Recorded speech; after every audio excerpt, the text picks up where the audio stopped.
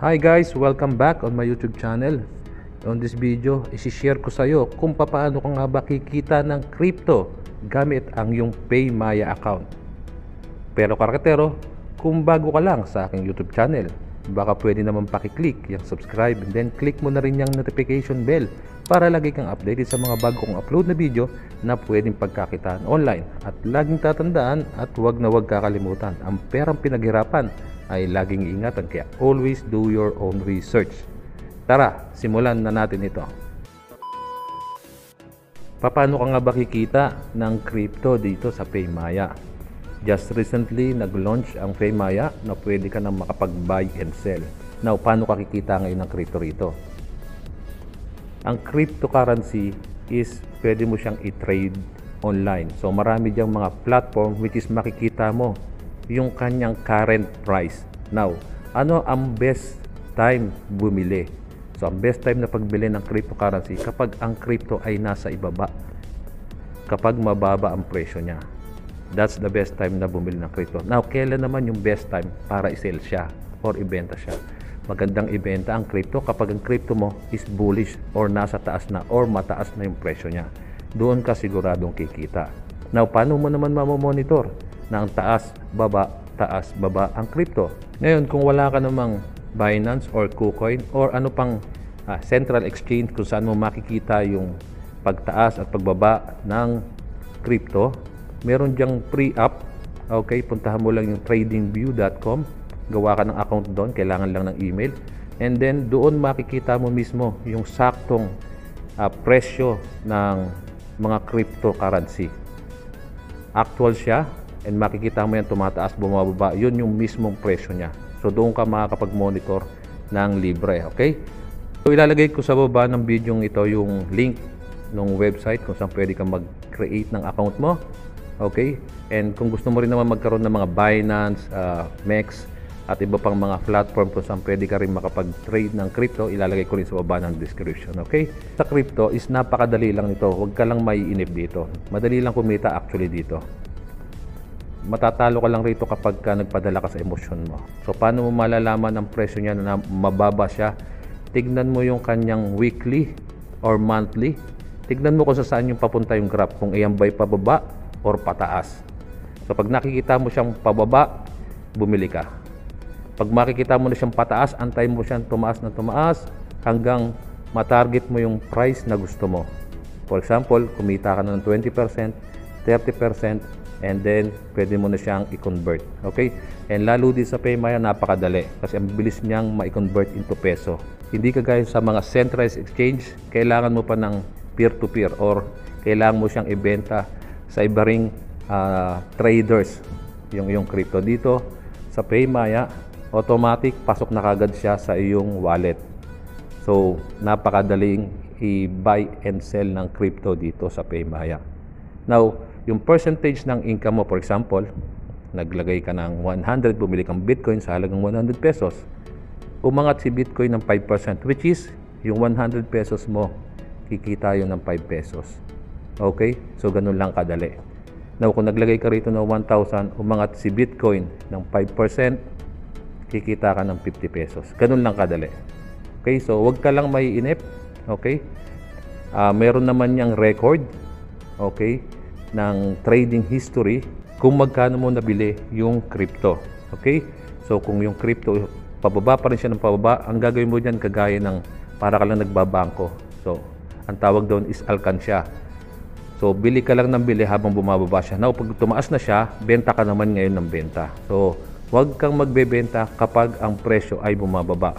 No! God, please, no! Kapag ang presyo naman ay tumataas at nag-earn ka na ng 10, 15%, 20%, doon sa presyong binili mo previously sa pagbaba ng crypto, doon ka naman magbenta ng magbenta.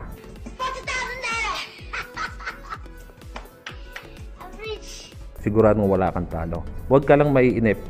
Kasi dito sa crypto, inip talo rito. Okay? Kapag nagpadala ka sa emosyon mo, siguradong talo ka rito. And now, bibili ngayon tayo ng crypto dito sa PayMaya. Okay, napakadali lang. Papakita ko sa iyo. And by the way, kung wala ka pang PayMaya account, sa baba ng video meron din dyan link. So pwede ka dyan mag-register. And by the way, pwede kang kumita ng around 3,000 pesos rewards from Paymaya kapag i-share mo yung referral link. So make it sure makapag-register ka at makapag-cash in ka. Gayon din yung mga mare-refer mo para magkaroon ka ng 100 pesos kada mare-refer mo. Yun yung pinaka-rewards mo. Okay? And you can earn up to 3,000 pesos dito sa Paymaya. Okay, so let's go. Bili na tayo ng crypto. So sa mismong dashboard ng Paymaya, may makikita ka niyang crypto. Click mo lang yan. Okay, on this video, bibiliin ko is ADA. Okay? So itong bibiliin ko, ADA. So it's up to you guys. Maraming crypto rito. So nandyan yung Polygon Matic, Solana, Chainlink, Ethereum, ADA, Cardano, Bitcoin, Polkadot, Uniswap, Quant, Tether. Itong mga crypto na to is mga stable to. Ibig sabihin stable, hindi sila talagang bumababa ng todo-todo. Okay? Ito yung mga crypto kung saan talaga yung mga traders ay talagang laging nag-trade. Okay? Ito yung mga binabantayan nila. If ever nakabili ka sa price na hindi naman siya ganun kababa, okay? And antayin mo lang siyang tumaas. Ganun lang kadali yun. As I said, huwag kang maiinip. Okay? Huwag kang maiinip. Inip talo rito. So, papakita ko na kung paano pag-buy. Click lang natin si Cardano. Okay? So, click lang natin yung buy. So, bibili lang tayo ng around 400 pesos worth of Cardano. Okay? Click mo lang yung next sa right upper corner.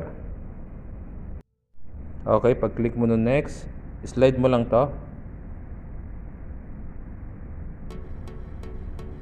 Slide to the right.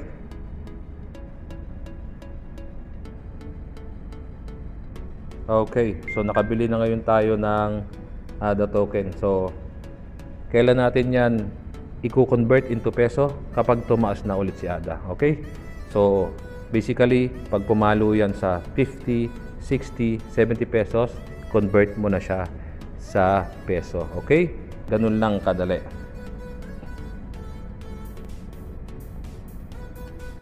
Makikita mo naman dito sa trading history, okay, kung magkano yung saktong amount nung nag-invest ka dito sa crypto. Okay? So, nandyan yung date, nandyan yung saktong amount kung magkano mo siya nabili. And then, makikita mo naman dito yung price din ng token kung magkano siya. So, dito pa lang may idea ka na kung kailan mo siya mabibenta. So, ibibenta natin siya pag tumaas siya ng 55, 60, or 70. Okay? So, ganun lang kadali. So, laging babalikan mo lang yung transaction history or trading history. Okay? Now, paano mo ngayon siya isi-sell? Napakadali lang nito, guys. So, nagkaroon siya ng fee na 10 pesos. Okay? So, kiklik mo lang i-sell. So, meron tayong ADA. Click mo lang yung ADA. Napakadali lang, guys.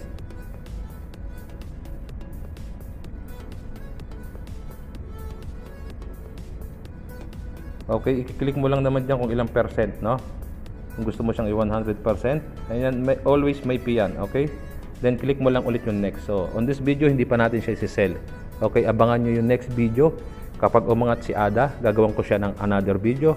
Paano siya i-sell and to prove na pwede ka talagang kumita sa crypto. Okay? So, ganun lang guys kadali ang kumita ng crypto. Huwag ka lang maiinip. And again, ang tamang pagbili ng crypto is kapag ang price ay nasa baba or mababa. Ang tamang pagbenta ng crypto ay kapag ang crypto ay umaangat or nasa taas or mataas yung presyo doon sa previous price ng pagbili mo ng crypto. Ganun lang kasimple to. Ang pinakasusi rito para kumita rito is yung emotion mo. Okay? So para ka lang, as I said, may isa pang technique dito, gaya nung sinabi ko rin, nabanggit ko kanina, which is yung alkansya. Kada bumababa yung crypto, bili ka. Now, kapag ang crypto is tumataas, all you have to do is magbenta na magbenta. Ganun lang kadali. And makikita mo naman yan sa iyong mismong trading history. Napakadali lang naman yan i-monitor. Okay? So, yun lang guys. I hope meron kang natutunan sa short video tutorial about paano ka nga ba kumita ng crypto gamit ang iyong PayMaya account. That's all guys, at kung nagustuhan mo ang short video tutorial natin, baka pwede naman pakiclick yung subscribe, click mo na rin yung notification bell, at huwag mong kakalimutang i-click yung like kung nagustuhan mo ito. Alright guys, thank you so much for watching. Have a great day. God bless sa ating lahat. See you on my next video. Goodbye.